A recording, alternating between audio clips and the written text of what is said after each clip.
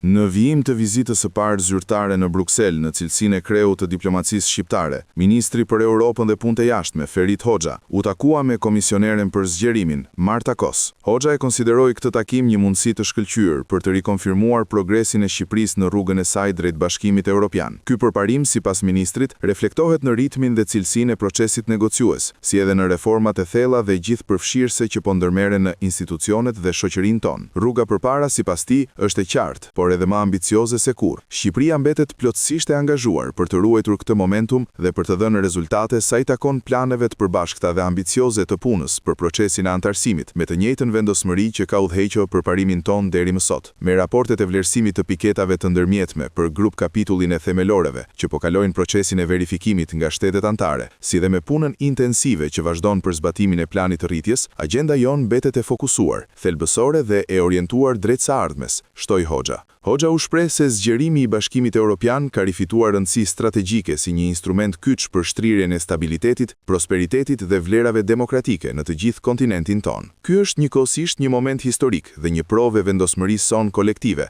për të përmbushur premtimin e një Europe të bashkuar. Shqipëria është e gatshme të vazhdojë të bëjë pjesën e saj, me vendosmëri, përgjegjësi dhe përkushtim të palëkundur ndaj projektit evropian, përfundoi ministri i jashtëm. Gjatë takimit, komisioneri Kos përcolli vlerësimin për vullnetin dhe seriozitetin me të cilat Shqipëria ka çuar përpara angazhimet në kuadër të integrimit evropian, në një kohë kur procesi i zgjerimit ka qenë dhe mbetet një proces i bazuar në merit dhe rezultate reale.